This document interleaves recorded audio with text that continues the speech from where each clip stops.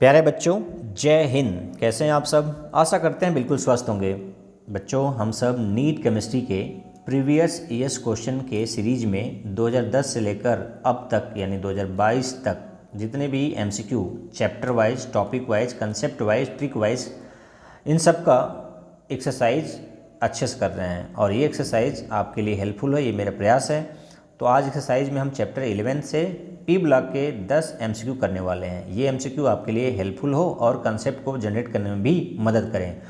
तो ये मेरी सोच और ये मेरा प्रयास है। चलिए स्टार्ट करते हैं। आज का पहला क्वेश्चन आपके स्क्रीन पर ये है, the tendency of boron trifluoride, boron trichloride and boron tribromide to behave as a Lewis acid decreases in the sequence. जानते हैं कि बोरान के जो हैलाइड हैं, चाहे वो फ्लोराइड हो या ब्रोमाइड हो, ठीक है, या क्लोराइड हो, ये सभी के सभी क्या हैं, एसिडिक नेचर के होते हैं। ओके, ये बात बता रहा है। कैसे एसिडिक होते हैं? लेविश, क्योंकि ये लोन पे एक्सेप्ट कर सकते हैं। बोरान के पास इलेक्ट्रॉन डिफिशिएंट है, इलेक्ट्रॉन पेयर गेन करेगा और एसिडिक नेचर बिहेव शो करेगा। लेकिन सबसे जल्दी एसिडिक यानी जल्दी इलेक्ट्रॉन गेन कौन करेगा?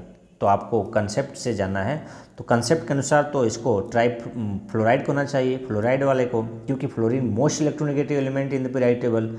होना चाहिए बोरान ट्राइफ्लोराइड को, लेकिन होता क्या है, बोरान ट्राइफ्लोराइड है, ब्रोमाइड है, सॉरी ट्राइब्रोमाइड है। क्यों?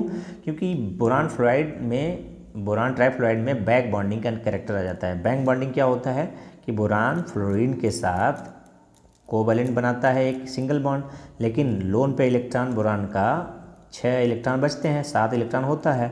तो ये क्या होता है, इसको देकर बैक बॉन्ड बना लेता है, जिसकी वजह से इसका ऑक्टेट यानी लगभग ऑक्टेट क्या होता है, कंप्लीट हो जाता है। इसकी वजह से इसकी डिफिशियंसी कम हो जाती है, यानी इलेक्ट्रॉन जो कमी थी 6 थी वो अब 8 हो गई, तो इलेक्ट्रॉन इसको नहीं चाहिए, इसलिए इसकी लेविश एसिडिक जो करेक्टर है वो कम हो जाता है। जिसके कारण से हम ये कह सकते हैं कि सबसे वीक एसिड ट्राइफ्लोराइड है, उससे ज़्यादा ट्राइब्रोमाइड है, उससे ज़्यादा बोरान ट्राइब्रोमाइड है। ये एसिडिक करेक्टर का ऑर्डर है।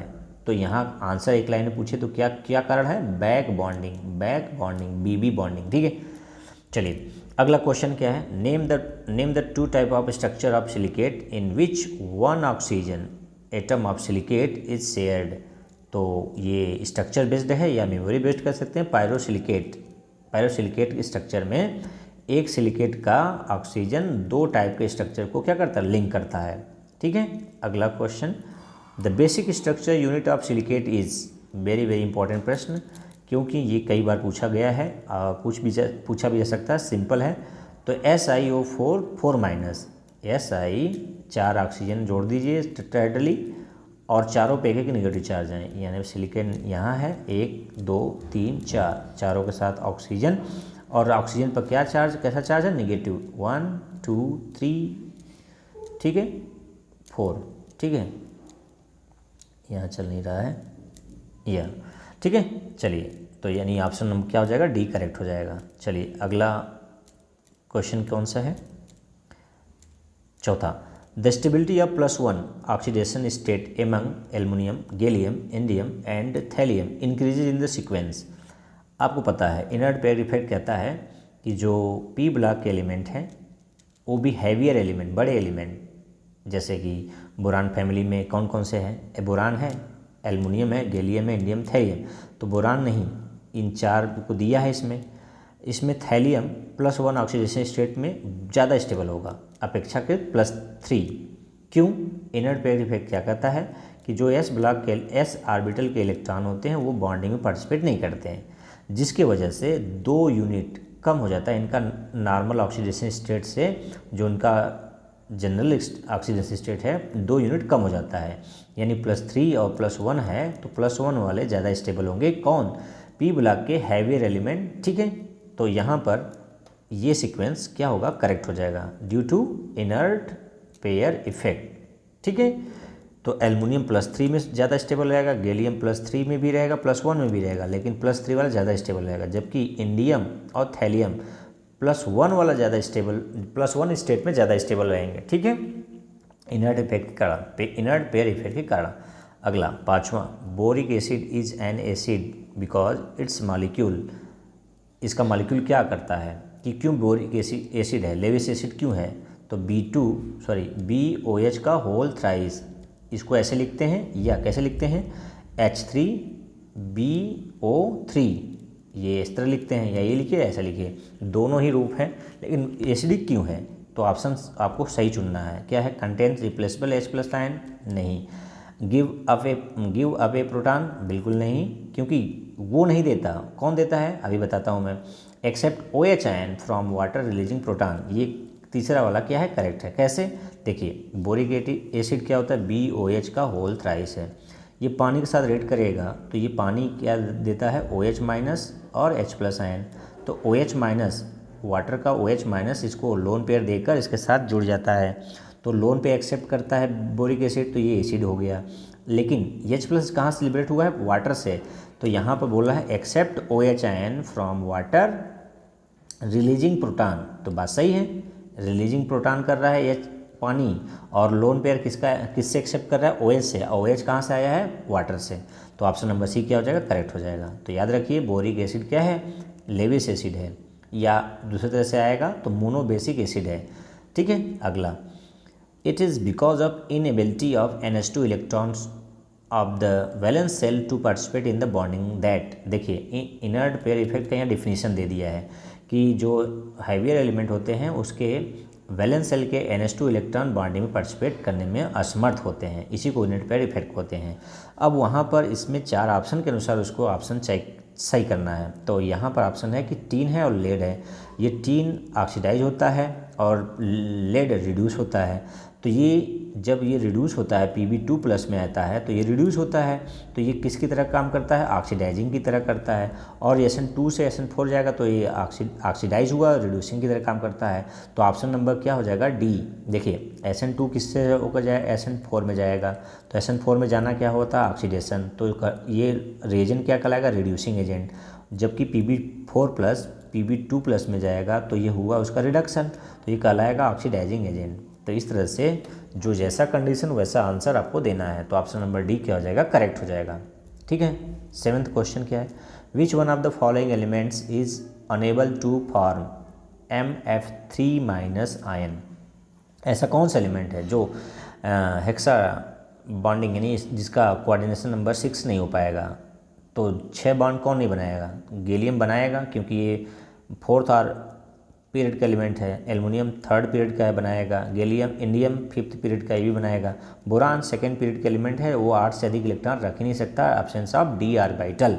तो ऑप्शन ऑफ डी ऑर्बिटल नहीं, यानी डी ऑर्बिटल न होने का ये 8 से अधिक इलेक्ट्रॉन नहीं रख सकता, इसलिए ये इस तरह का कंपाउंड या आयन नहीं बना सकता, MF6 3- नहीं बना सकता। ऑप्शन नंबर बी सी क्या हो जाएगा, करेक्ट हो जाएगा।